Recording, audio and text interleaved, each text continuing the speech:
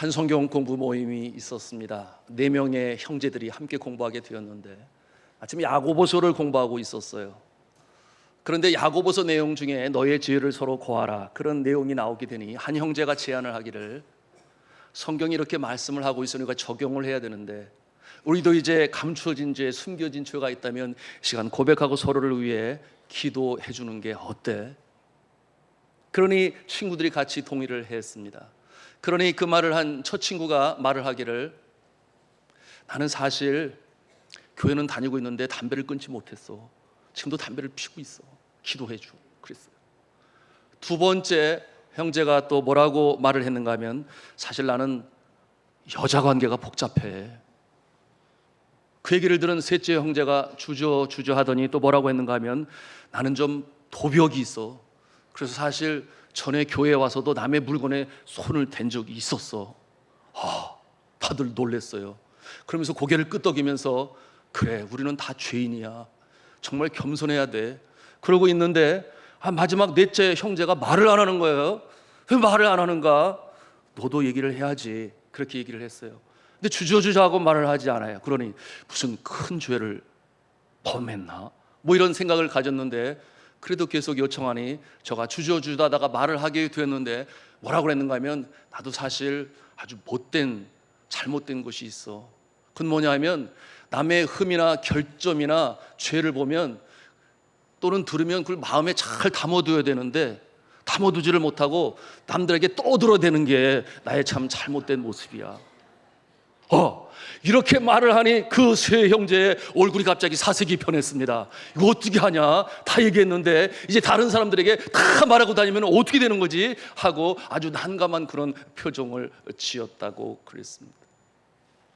사랑하는 성도 여러분, 이 남을 정죄하고 판단하고, 물론 어느 정도 차이는 있겠습니다만 그와 같은 내용으로 남들에게 이야기할 때 사람들은 묘하게 그러면 안 되는데 쾌감이 있어요.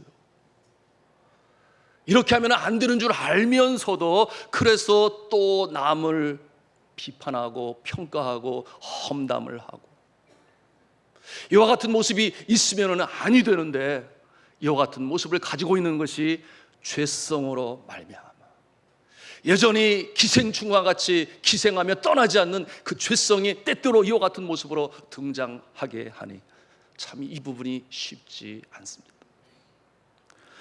자, 이 타락한 인간의 본성 중에 하나, 남의 약점을 드러내고 판단하는 것으로 인하여 그것이 안 좋은 줄 알면서도, 자, 오늘 성경 본문 말씀에 사도 바울이 이제 이 부분에 대해서, 판단에 대해서 오늘 말씀으로 권면하고 있습니다. 오늘 이 말씀은 그 대상이 여전히 예수님을 믿지 아니하는 이방인들을 향한 말씀이 아니에요.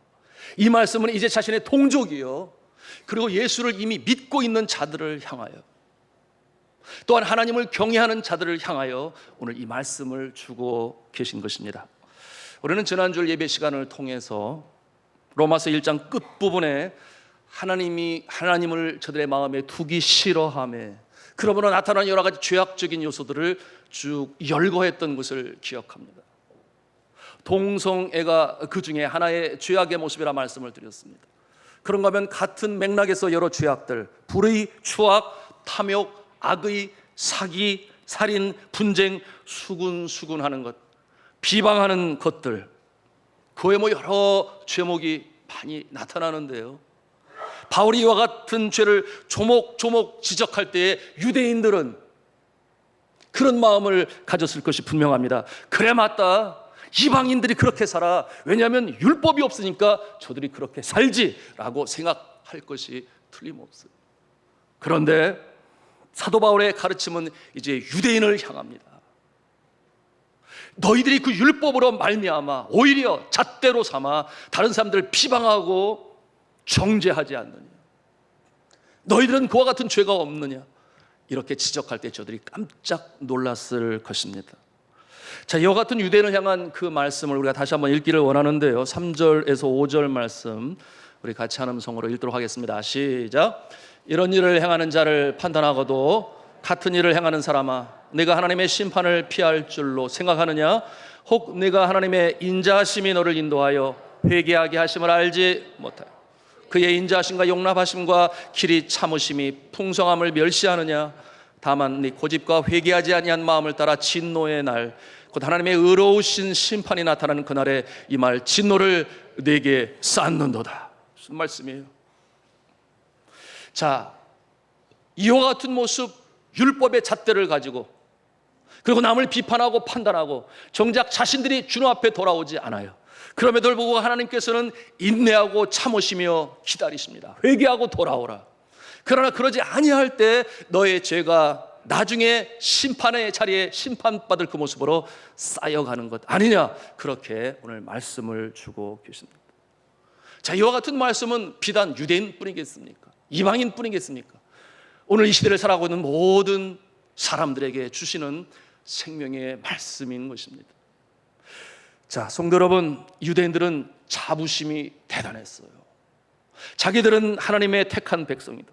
택한 백성은 이 세상에 유대인 하나밖에 없다, 그렇게 저들은 여겼습니다. 그러니 저들은 전도를 하지 않았어요. 여러분, 구약 성경에 전도하는 모습 나옵니까?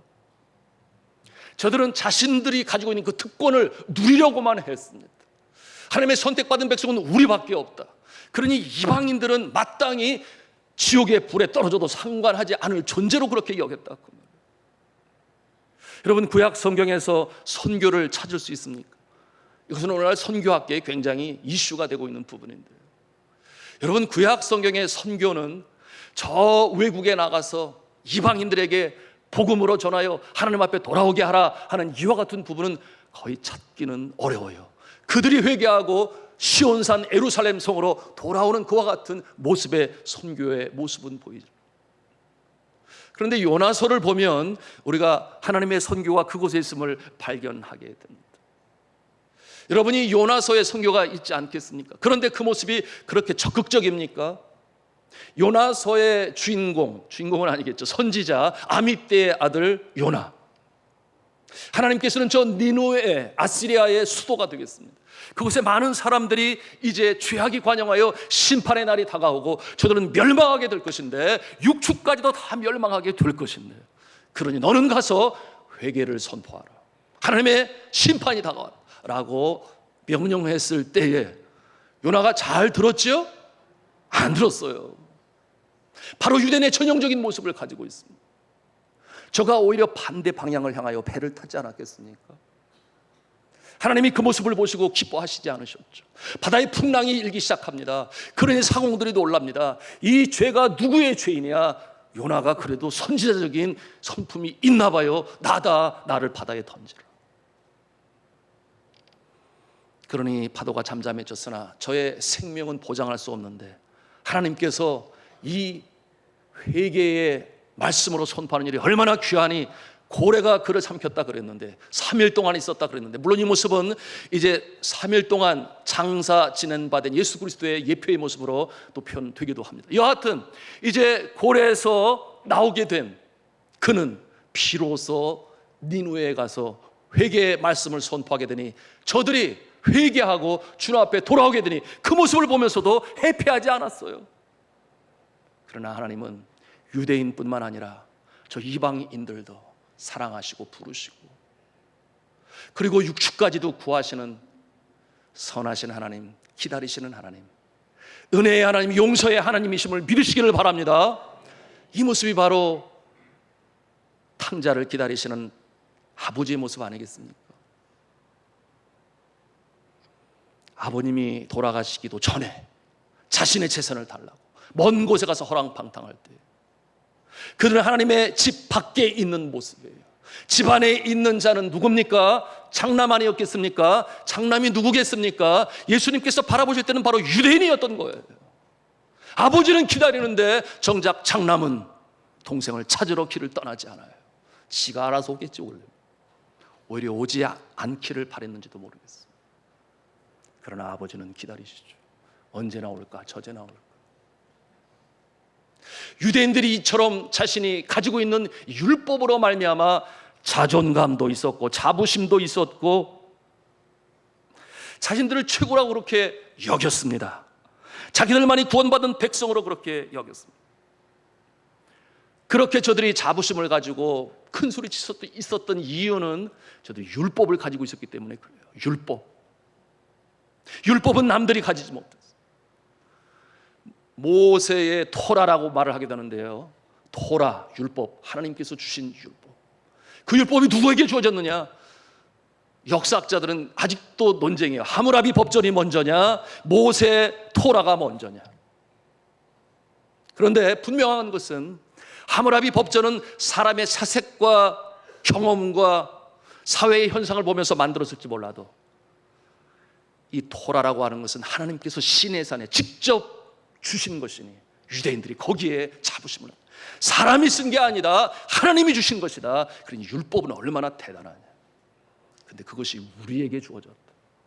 우리는 율법을 가지고 사는데 이방인들은 그러지 못하니 우리는 대단한, 그러므로 자부심을 가질 만한 그런 모습. 그러니 이방인들을 뭐로 보았어요? 저들은 표현하기를 그런 표현을 하면 안 되는데 개라고 표현했습니다. 완전히 멸시한 것이죠. 자, 이와 같은 모습, 잘못이라고 오늘 사도 바울은 말씀하고 있어요. 우리 12절 13절 말씀, 12절 13절 말씀을 같이 또 읽도록 하겠습니다. 시작. 무릇 율법 없이 범죄한 자는 또한 율법 없이 망하고, 무릇 율법이 있고 범죄한 자는 율법으로 말미암아 심판을 받으리라. 하나님 앞에서는 율법을 듣는 자가 의인이 아니요 오직 율법을 행하는 자라야 의롭다 하심을 얻으리니. 아멘이죠? 오늘의 양식의 말씀으로 우리가 함께 합독한 내용입니다. 율법을 행하는 자라야 의롭다 하심을 얻으리니. 율법을 가지고 있다고 해서 자부심을 가질 것이 아니라 성전에서 회당에서 율법을 들을 수 있는 특권이 있다고 해서 그것이 자신을 잘난 존재로 여길 것이 아니라 뭐가 중요해요? 율법을 행하는 자. 그런데 이 유대인들이 그러면 율법을 안 행했습니까? 부분적으로 행했어요. 그러나 저들은 무엇을 잃었는가? 율법의 정신을 잃었습니다. 율법을 왜 주셨는가? 아주 간단하죠. 최고의 강령, 선지자와 율법의 강령. 그것은 첫째, 하나님을 사랑하되 마음을 다하고 목숨을 다하고 뜻을 다하여 주 너희 하나님을 사랑하라. 둘째도 이와 같으니 네 이웃을 내 몸과 같이 사랑하라. 하나님 사랑, 이웃 사랑이 율법의 정신인데 그것은 제껴두고 율법의 파편을 가지고 그것을 지켰습니다. 그러니 정신이 사라지고 만 거예요. 그야말로 그것은 저들을 교만하게 만들었지 생명으로 살아나는 일에 큰 영향력을 미치지 못했습니다. 제가 필리핀에 있을 때 능곡에서 오시는 부부가 있었어요. 아내는 권사님인데 아주 신실하시고 아주 신령하신 그런 분이시고, 남편은 예수를 안 믿어요. 그래서 선교지에 오셨는데 식탁에서 여보 냉수 가져와. 그럼 난 냉수가 냉수인 줄 알았지 소주인 줄 어떻게 알았겠어요. 팩으로 사오시고, 여보 오늘은 보리차 가져와. 뭐예요? 맥주가 나오는 줄 또 누가 알았어요. 그러면서 하시는 말씀이 기도하래요. 저보고. 아 참. 하여튼 그런 분이 오셨는데 오셔서 산타클로스처럼 어려운 자들을 돕는 선한 마음이 없잖아. 그 마음이 있었어요. 그런데 그분이 능곡에 사시는데 그 주변의 땅들이 도시 개발이 시작되면서 거기에 소위 졸부들이 많이 생기게 됐다고 그래요. 그분의 얘기를 제가 들은 거예요. 그런데 자기 옆에 사는 가정이 농사로 짓는 땅이 많았나 봐요. 그러니 그것을 팔았으니 정말 갑자기 부자가 되었는데, 그런데 이제 나이가 연배가 비슷하니 글쎄요 한 40대 후반 50대 초반 됐을까요? 그런데 저의 평생의 소원이 있는데 비로소 이루게 됐다는 거예요. 그게 뭐냐가 보니까 자가용을 갖는 게 그의 소원이었어. 경제가 넘지는 못했던 것 같아요. 여하튼 이제는 돈이 생겼으니 그 소원을 풀고자 차를 사게 되었는데 최고의 가장 좋은 최고의 차를 사가지고 자신의 집안으로 모셔드리게 되었어요. 그런데 문제는 이분이 운전면허증이 없어요. 그러니 이분이 아침에 일어나서 얼마나 사랑스럽고 멋지고 좋습니까? 행복감에 엔돌핀이 막 나오는 거죠. 그 차 안에 들어가가지고 가상운전을 하는 거예요. 부릉부릉부릉 띠띠빵빵 이러면서 하다가 한참 하다가 행복해하고 내려서 다시 닦고 관리하고. 우리가 얼마든지 상상해 볼 수 있어요.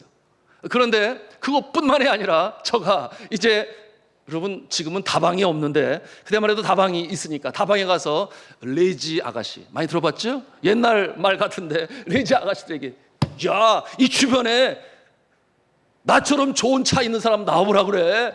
내가 제일 좋은 차 가지고 있어. 그러면서 자랑을 하는 거예요.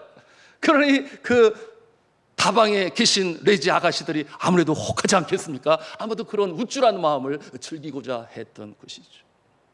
그런 얘기를 하면서 그 친구에게 자기가 이렇게 보면서 했대. 미놈랄 하고 빠졌네. 그렇게 말을 해주었대요. 차마 제가 입으로 담을 수 없어서 그렇게 표현을 했는데요. 이분이 예수 안 믿는 분이니까 뭐 그렇게 이제 거친 말도 했었는데 그 얘기를 재미있게 하는 거예요. 사랑하는 성도 여러분, 율법을 가지고 있습니다. 그것은 하늘에 보아여 신에서 하나님께서 직접 주신 것입니다. 그러나 율법의 정신은 사라지고 그것이 삶으로 나타나야 되는데 그저 율법의 파편만을 가지고 지키는 가운데 그것이 의가 되고 잣대가 되고 심판의 기준이 돼요. 오히려 가난하고 힘들고 지치고 믿음 밖에 있는 하나님을 알지 못하는 백성들을 멸시하고 천대하고 그것은 아니라고 하는 것입니다. 아무리 좋은 차를 가지고 있으면 뭐합니까? 운전을 해야지요. 그 차의 성능을 즐길 수 있어야 되겠죠. 이와 같은 모습이 오늘 말씀을 통해서 우리에게 주시는 것인데요. 자, 우리는 지난 시간에 믿지 아니하는 자에게도 하나님의 은혜 밖에 있는 자들에게도 하나님이 만드신 모든 인간에게는 하나님의 형상, 하나님의 성품이 잔존해 있다 그랬습니다. 그것이 구원을 이룰 수 있는 것은 아니나 더 이상 타락하지 않도록 하나님의 형상으로 심에게 그 마음에 주셨는데 그 첫 번째 것이 선한 양심이라고 말씀을 드렸어요. 믿는 자나 믿지 아니하는 자나 다 똑같이 그것을 가지고 있습니다. 모세의 율법이 없는 야만인 또는 이방인이라 할지라도 양심에 근거하여 법을 세웠어요. 그래서 이런 짓을 하면 안 돼. 이런 짓을 하면은 이웃에게 해를 끼치면은 안 되지. 양심의 소리를 듣습니다. 그래서 가장 오래되었다고 하는 하므라비 법전은 저들이 하나님을 알지 못하지만은 그 같은 양심의 소리를 따라 사회적인 현상을 보고 법전으로 만들 수가 있었던 것입니다. 자, 이와 같은 모습 일반 은총으로 주어진 것인데요. 이 일반 은총이라고 하는 것이 커먼 그레이스라고 하는 것은 하나님께서 우리 인간에게 주신 것입니다. 누구에게나 공평히 주신 것이죠. 하나님께서 창조하신 세계신이 하나님께서 입히시고 채우시고 지금도 운영해 나가십니다. 하늘의 아름다운 햇볕이 그렇죠. 때에 따라 주시는 이른 비와 늦은 비가 그렇죠. 우리가 마음껏 마실 수 있는 공기가 그렇고 그리고 산천 초목이 아름답게 우거지는 모습이 하나님께서 은혜로 주시고 만드시고 이끌어 가시는 줄로 믿으시기를 바랍니다. 이와 같은 것이 어디서 왔느냐? 어디서 왔겠어요? 하나님께서 창조하신 것이죠. 문제는 믿음의 사람은 그것을 인정하고 받아들이는데 믿지 아니하는 사람들은 저절로 만들어졌겠거니 그렇게 생각하는 차이가 있을 뿐입니다. 자, 오늘 말씀에 일반 은총으로 주어진 그 선한 양심을 저버리고 거역하고 범죄하는 자는 어떻게 된다는 것입니까? 말씀에 보니 무릇 율법 없이 범죄한 자는 또한 율법 없이 망하고 그랬어요. 율법이 없어도 양심의 소리를 들으나 양심이 구원을 받는 일에는 효력이 없다. 지난 시간에 말씀으로 드렸어요. 우리가 우정다를 위해서 기도하지 않습니까? 정치인들을 위해서 기도하죠.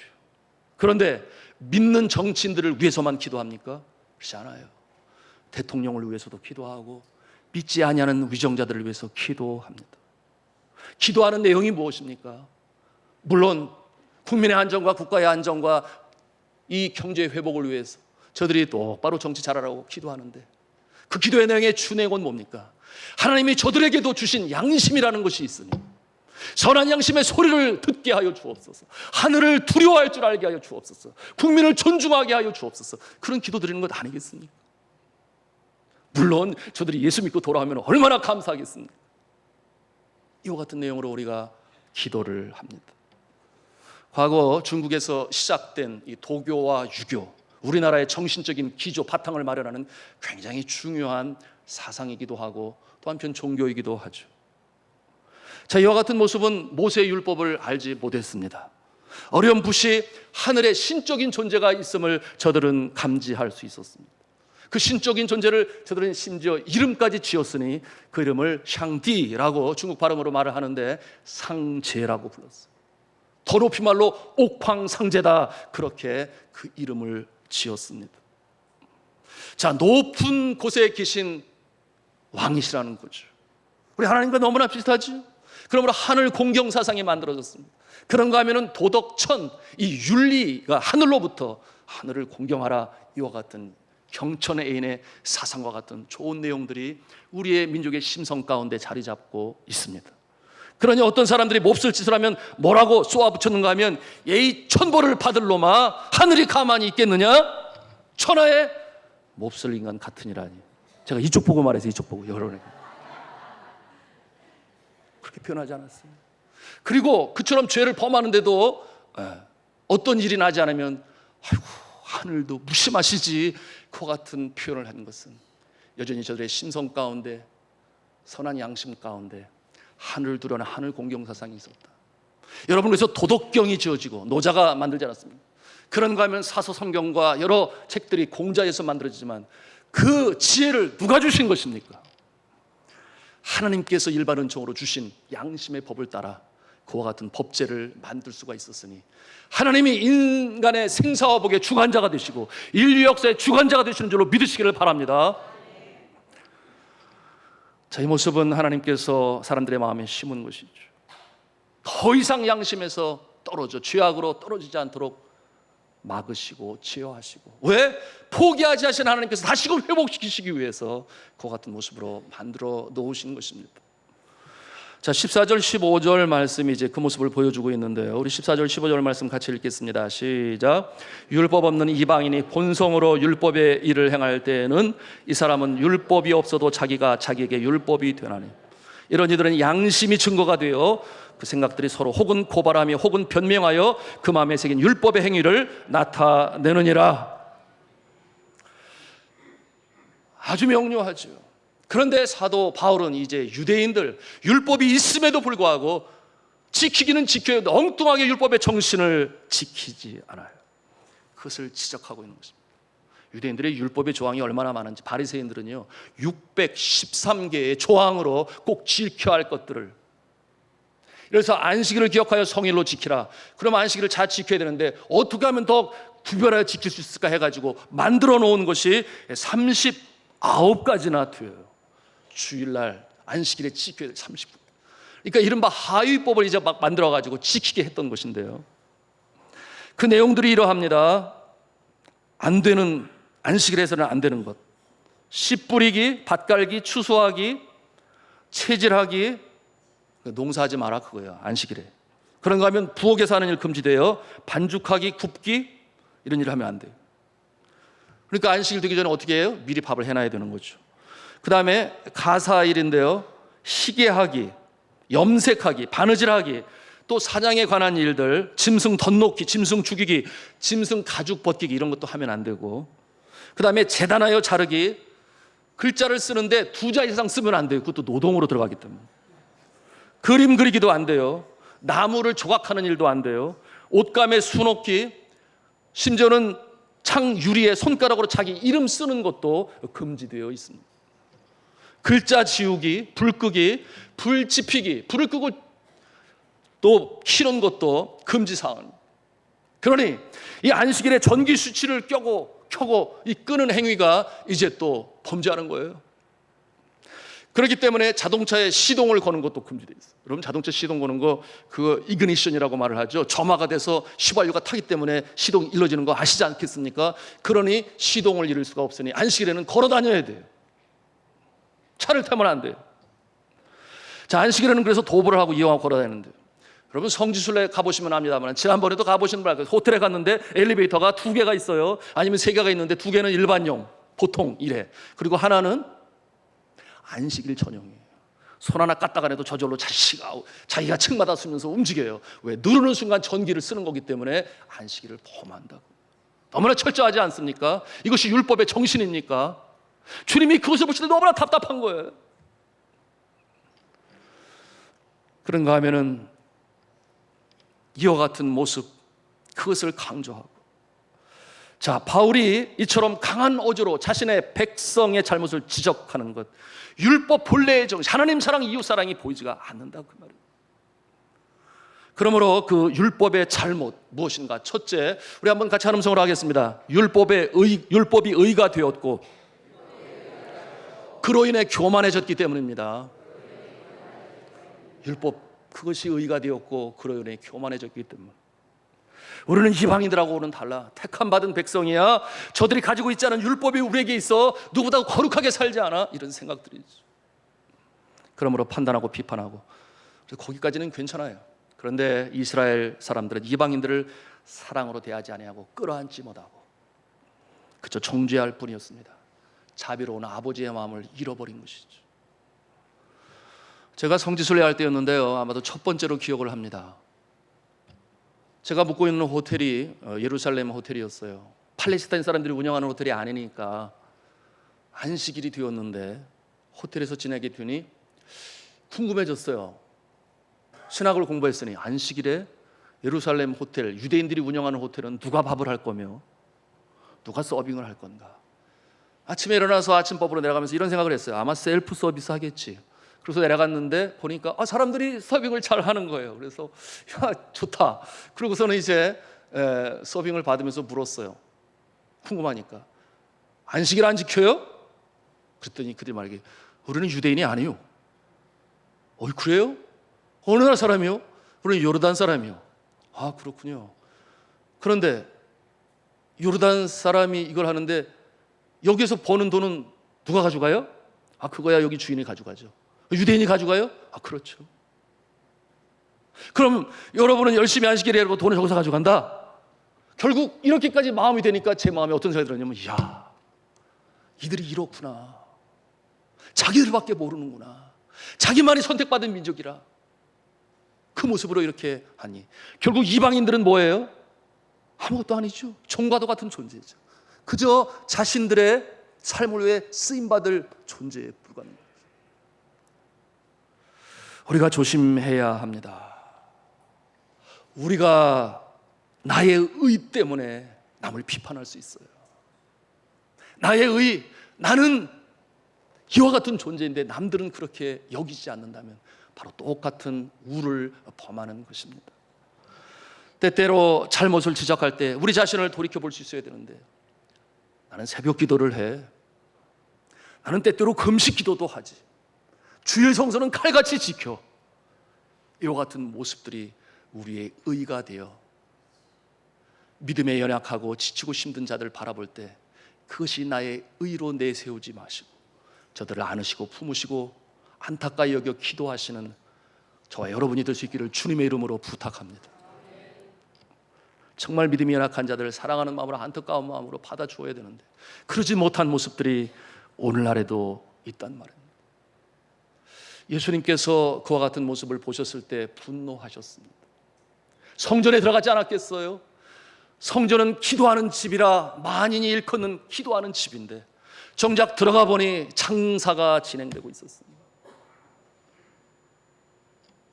여러분, 외국에 있는 유대인들이 돌아오게 될 때 성전세를 바쳐야 돼요. 1년에 한 번에서 3번 명절 때마다 오게 되는데 저들이 외국에 있다 보니 가지고 있는 화폐에 그 얼굴이 누가 있느냐? 아우구스트 시저, 이 가이사의 얼굴이 동전에 새겨져 있으니 그것으로 어떻게 성전에 들어겠느냐? 그거 안 받는다. 그러니 어떻게 해야 돼요? 환전해야 돼요. 환전치기 하면서 얻는 유익을 이 제사장들이 갖게 되어든 거죠. 그런가 하면은 재물을 받게 되는데 이 재물이 먼 곳에서 오지 않겠습니까? 바람이 불고 먼지가 많고 모래가 많은 그곳에서 상한 모습으로 올 때가 있어요. 아무리 안고 온다고 할지라도 그래요. 그러니 성결하지 못한 짐승이 받을 수가 없으니 저 이방인의 뜰에 나가면은 아주 건강하고 성결한 짐승만에 그것을 사와. 그걸 또 사올 때 이득을 남겼습니다. 그것으로 저들이 이득을 취하니 예수 그리스도께서는 상을 둘러 엎으시고 너희들이 강도의 투렬로 만들었도다 분노하시고 그들을 쫓아내십니다. 심지어는 노끈을 묶어서 때리기까지 하셨다 그랬어요. 그러나 중요한 것은 무엇입니까? 그처럼 가식적이고 외식적인 회칠한 무덤과 같아서 그 모습으로 예수님께서는 책망하실 때에 그 마음에 눈물이 흘렀어요. 아픔이 있었어요. 그냥 비난으로만 그치고 정죄로만 그치면 그것이 바리새인의 모습인데, 예수님은 그 모습을 바라보시면서 안타까이 눈물을 흘리셨던 예수님. 그 모습 때문에 결국 주 70년에 예루살렘 성이 완전히 멸망하는데, 돌 위에 돌 하나도 남지 않게 멸망되어지는데, 그 모습을 미리 바라보시는 예수님은 우시는 거예요. 예루살렘아, 예루살렘아, 내가 암탉이 병아를 품듯이 너희들을 품으려고 그렇게 애를 썼건만, 그러나 외식과 가식으로 연결이 되어지고 진정한 율법의 정신인 하나님 사랑, 이웃 사랑이 너희 마음에 없으니. 사랑하는 성도 여러분, 우리가 누구를 바라볼 때, 믿음 없는 연약한 모습을 볼 때 그저 비난하고 비판하고 정죄하려고 하지 마시고 그를 눈물로 끌어안으시기를 바랍니다. 기도할 때 가슴이 울컥하고 내가 더 기도해야 되는데, 이와 같은 마음 예수님의 마음이신 줄로 믿으시기를 바랍니다. 두 번째로 우리가 깨닫는 것은 한음성으로 하겠습니다. 율법의 한계는 외적으로 드러나는 것이 다가 아니다라는 것입니다. 외적으로 드러나는 것이 다가 아니다. 율법의 한계라는 거예요. 외적으로 드러나는 것이 다가 아니다. 보이는 것이 다가 아니다, 그런 말이죠. 유대인들은 율법을 지키고자 했었습니다. 그러나 많은 경우 눈에 보이는 것에 치중했습니다. 물론 안 하는 것보다 훨씬 낫지요. 그래서 유대인들은 금식하고 연보하고 구제하고 간음하지 않고 안식일을 거룩히 지키고 그러면서 의인의 모습으로 비춰졌습니다. 그런데 우리 하나님은 은밀한 곳을 보시는 하나님이라고 오늘 말씀에 말씀하고 있는 것이죠. 심령 깊은 곳에서 우러나오는 믿음의 행위가 아니라고 하는 것을 예수님도 보신 것이죠. 그래서 회칠한 무덤으로 겉은 흰색인데 안에는 희재 썩는 냄새가 나. 그 깊이가 너무 얕아서 겉으로만 그저 어떤 취하는 모습을 다 보고 계시다고 합니다. 그래서 예수님은 위선이라 말씀하신 것이죠. 이와 같은 내용이 이제 16절에 있는 말씀인데요, 같이 읽도록 하겠습니다. 16절 말씀입니다. 시작. 곧 나의 복음에 이른 바와 같이 하나님이 예수 그리스도로 말미암아 사람의 은밀한 것을 심판하시는 그날이라. 은밀한 것을 보시는 하나님, 사람의 은밀한 것을 보신다고 그랬어요. 우리 중심을 보세요. 우리 사람이 겉사람과 속사람으로 성경은 표현을 합니다. 우리의 겉사람, 속사람. 우리의 겉사람은 후회져 갑니다. 나이가 먹어가면은 생로병사의 단계를 거치는 것은 어쩔 수가 없어요. 그럼에도 불구하고 우리 주님께서는 우리의 속사람을 보시는 줄로 믿으시기를 바랍니다. 속사람이 나날이 새로워질 때, 영원히 살 때까지 범사가 찰 때고 강건한 축복의 역사도 있는 줄로 믿으시기를 바랍니다. 우리의 속사람을 주님께서는 보시는 거예요. 그러므로 진실한 모습으로 살아가야 되는데, 자, 말씀을 맺겠습니다. 우리 자신은 어떻습니까? 우리 모두에게는 진리가 담겨진 성경 말씀이고 오늘도 이처럼 말씀으로 선포되어지는 주의 규례와 법도를 듣는 특권이 우리에게 있는데, 그저 듣기만 하는 자가 아니라 율법으로 행함으로 지킴으로 복된 자가 되시기를 주님의 이름으로 축복합니다. 그런데 이 일이 참 쉽지가 않지요. 때때로 넘어지고 때때로 낙심하고, 내가 왜 그 성도에게 그런 말을 했을까? 왜 그런 상처 주는 말을 해서 시험 들게 만들었을까? 본의가 아니었음에도 불구하고 뒤돌아보면 후회하는 모습들이 있어요. 성도 여러분, 우리의 능력으로 되는 것이 아니에요. 우리의 속사람의 변화는 저 하늘에서부터 내려주시는, 값없이 주시는 은혜로 되어주는 줄로 믿으시기를 바랍니다. 십자가의 보혈, 십자가의 공로. 그러므로 우리는 늘 깨어 기도해야 되고, 내가 믿음에서 떨어졌지, 다시금 기도해서 날마다 성령 충만을 받는 인생. 힘들고 지칠 때, 주저앉고 싶을 때 하루에 10분만이라도 십자가를 묵상해 보십시오. 나를 사랑하셔서 십자가의 물과 피를 다 쏟으신 예수 그리스도, 그 사랑이 나를 잡고 있으니 내가 다시금 일어서야지, 주님의 성품으로 성화 구원을 이루어 나가야지. 이처럼 기도하며 나갈 때 주님께서는 우리의 속사람을 변화시키시고 하나님의 사람으로 만드셔서 하나님 기뻐하시는 인생, 복된 인생으로 살아가게 하실 줄로 믿습니다. 이 축복의 역사가 우리 모두에게 있기를 저는 주님의 이름으로 축원합니다.